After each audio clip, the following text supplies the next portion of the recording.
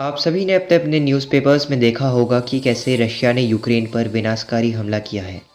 लेकिन आखिर रशिया ने ऐसा क्यों किया? आज की इस वीडियो में हम इसी के बारे में पता लगाएंगे। तो बने रहिए इस वीडियो के अंत तक।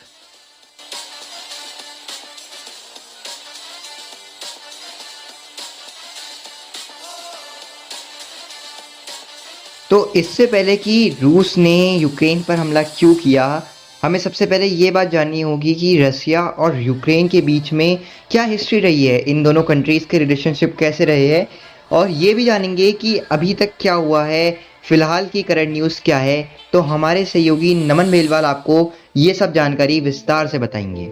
रूसी सैनिकों ने यूक्रेन पर आक्रमण क्यों किया? 24 फरवरी को एक प्रीडॉन टीवी संबोधन में राष्ट्रपति पुतिन ने घोषणा की कि रूस सुरक्षित, विकसित और अस्तित्व महसूस नहीं कर सकता, क्योंकि उन्होंने दावा किया था कि आधुनिक यूक्रेन से लगातार खतरा था। तुरंत हवाई अड्डों और सैन्य मुख्यालयों पर हमला किया गया। फिर रूस से जुड़े क्रीमिया और उसके सहयोगी बेलारूस से टैंक और सैनिक लुढ़क गए। बड़े शहरों पर गोलाबारी की गई है। आस पड़ोस धराशायी तक हो गए हैं। लाखों यूक्रेनियन अपने घर छोड़कर भाग गए। और फिर भी रूस युद्ध या उसकी शर्तों पर प्रतिबंध नहीं लगा रहा। पत्रकारों को लगातार धमकी दे रहा है कि अगर वे ऐसा करेंगे तो रूस उन्हें जेल भेज देगा। राष्ट्रपति पुतिन के लिए यह एक विशेष सैन्य अभियान ही है और कुछ नहीं।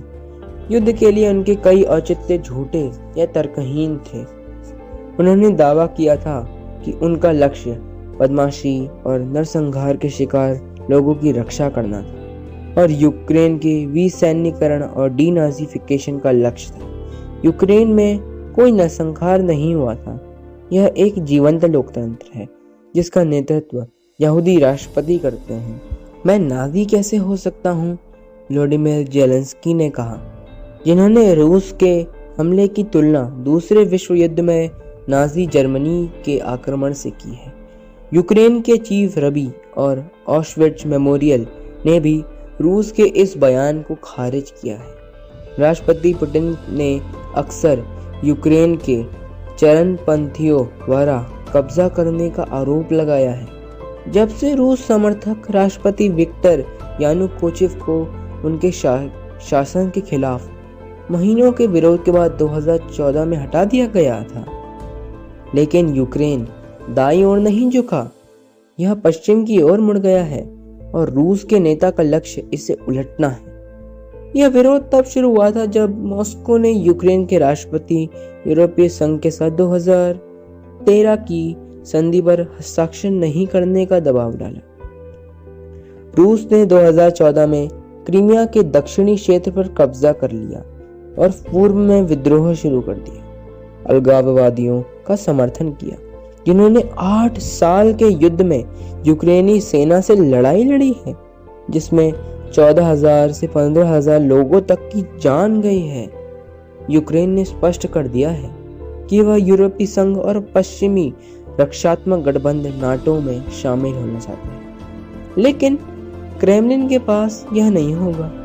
2021 के अंत में रूस ने यूक्रेन की सीमाओं के पास बड़ी संख्या में सैनिकों को तैनात करना शुरू कर दिया।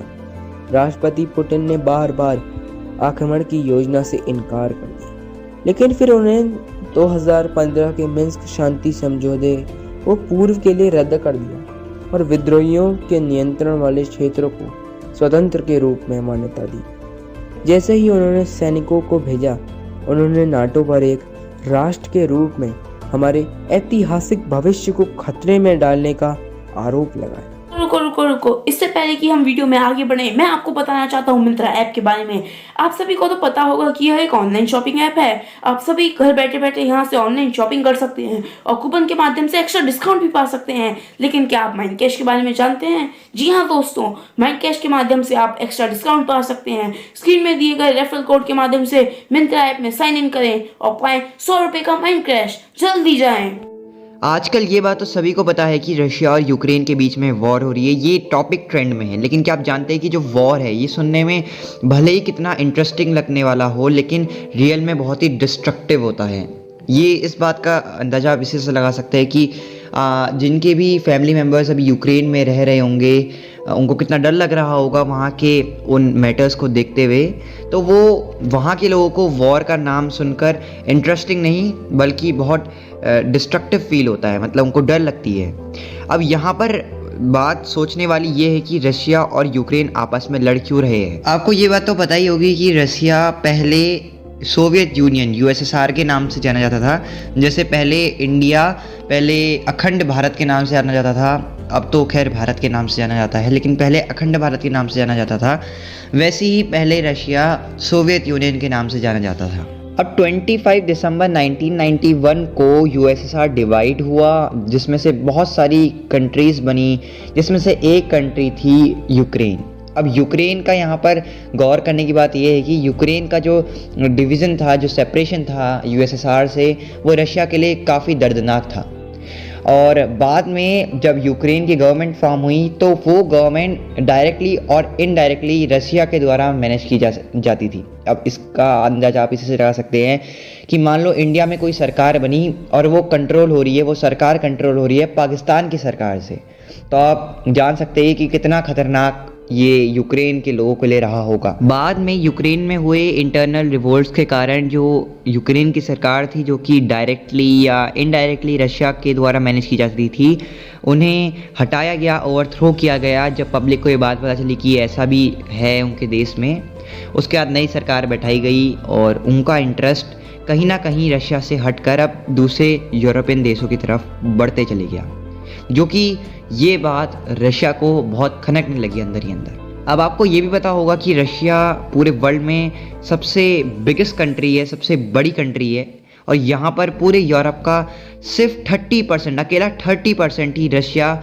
यूरोपियन देशों को नेचुरल गैस सप्लाई करता है। अब नेचुरल गैस पाइपलाइंस के थ्रू सप्लाई होती है और ये पाइपलाइंस यूक्रेन से भी जाती है। अब 2014 से पहले यूक्रेन और रशिया के बीच में आपसी जो संबंध थे वो बहुत अच्छे थे, इसलिए ये फ़ीस माफ़ हो जाती थी। अब आप सोच रहे होंगे कि फ़ीस ये कहाँ से आई। अब जो गैस, जो नेचुरल गैस होती है वो पाइपलाइंस के थ्रू सप्लाई होती है, तो आपको पता ही है। अब जो देश इस नेचुरल गैस को सप्लाई करता है पाइपलाइंस के थ्रू, और जिस कंट्री से ये पाइपलाइन होकर जाती है, तो उस कंट्री को, यहाँ पर हम एग्जाम्पल के तौर पर रशिया ले लेते हैं, और रशिया की पाइपलाइन कहीं ना कहीं यूक्रेन से भी होकर जाती है। तो अब यूक्रेन से होकर जाती है, तो 2014 से पहले तो फ़ीस माफ़ थी, लेकिन जब 2014 के बाद जो नई गवर्नमेंट बनी और रशिया का जो वहाँ से आप कह सकते हो कंट्रोल था वो हटा, तो यूक्रेन रशिया से फ़ीस लेने लगा, और ये फ़ीस लेना कहीं ना कहीं रशिया को अंदर ही अंदर और खनकने लगा, उसकी आग और बढ़ते चली गई। यहाँ तक भी ठीक था, लेकिन जब यूक्रेन ने नेटो ज्वाइन करने की बात सामने रखी, अपना सीरियस इंटरेस्ट दिखाया नेटो के प्रति, ये बात रशिया से सहन नहीं की गई, क्योंकि आपको पता ही है रशिया और अमेरिका आपस में कितने मतलब दुश्मन है, अच्छे खासे दुश्मन। आपको तो ये बात पता ही है, कोल्ड वॉर भी हुआ, इतने सारे वॉर लड़े, तो ये बात कहीं ना कहीं रशिया सहन नहीं कर पाया और हमला कर बैठा। अब यहाँ पर सवाल आता है कि अगर यूक्रेन नेटो ज्वाइन भी कर लेता है तो उसमें ऐसी कौन सी बड़ी बात है। तो यहाँ पर अगर यूक्रेन नेटो ज्वाइन करता है तो पहली बात तो जो अमेरिका है वो अपनी मिसाइल्स, अपने आर्मी कैंप्स यूक्रेन में लगाएगा, वहाँ पर तैनात करेगा।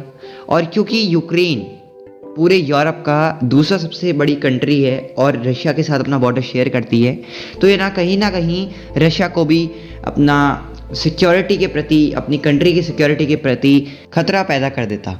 अब अगर फ्यूचर में कभी रशिया और अमेरिका की वॉर होती, तो जब तक रशिया अमेरिका पर एक अपनी मिसाइल दागता, उतने ही समय पर अमेरिका रशिया पर 10 से 20 मिसाइलें दाग दिया होता। चलो अब इन सब बातों को तो साइड में रखते हैं। हम सबको यह पता होना चाहिए कि यूक्रेन ने 1994 में अमेरिका और रूसी आक्रमण से सुरक्षा के बदले अपने परमाणु हथियार छोड़ने पर सहमति व्यक्त की थी, लेकिन फिर ऐसा क्यों किया, आइए जानते हैं। यह पहले ही स्पष्ट है कि व्लादिमीर पुतिन यूक्रेन पर नियंत्रण करना चाहते हैं और अपनी लोकतांत्रिक रूप से चुनी गई सरकार को उखाड़ फेंकना चाहते हैं। राष्ट्रपति जेलेंस्की ने कहा कि उन्हें चेतावनी गई थी कि दुश्मन ने मुझे लक्ष्य नंबर 1 के रूप में नामद किया है। मेरा परिवार लक्ष्य संख्या 2 है। रूस का घोषित लक्ष्य है कि यूक्रेन को उत्पीड़न से मुक्त किया जाए और नाजियों से शुद्ध किया जाए। 2014 से फासीवादियों द्वारा चलाए जा रहे यूक्रेन के इस झूठे आख्यान के तहत श्री पुतिन ने नागरिकों के खिलाफ कई खूनी अपराध करने वालों को अदालत में लाने की बात कही है। उसने यूक्रेन पर कब्जा करने का लक्ष्य से इनकार किया है और उसने युद्ध के पहले ब्रिटेन के एक आरोप को खारिज कर दिया था कि वह क्रेमलिन समर्थक कठपुतली स्थापित करने की साजिश रच रहा है। लेकिन फिर उसने कहा कि कोई आक्रमण भी नहीं होगा। एक अपुष्ट खुफिया रिपोर्ट में कहा गया है कि उनका लक्ष्य देश को 2 हिस्सों में बांटना है। रूस के बाल्टिक पड़ोसी के लिए तत्काल कोई खतरा तो नहीं है, लेकिन नाटो ने केवल मामलों में अपने बचाव को मजबूत किया है। उनके युद्ध के उद्देश्य का एक सुराग 26 फरवरी को प्रकाशित एक संपादकीय में आया। फिर राज्य समाचार एजेंसी रिया नोवोस्ती द्वारा हटा दिया गया, जिसमें लेखक ने एक नई विश्व व्यवस्था की प्रशंसा की, जहां रूस 1991 से पहले की सोवियत एकता को बहाल कर रहा था, तथाकथित रूसी दुनिया को इकट्ठा कर रहा था।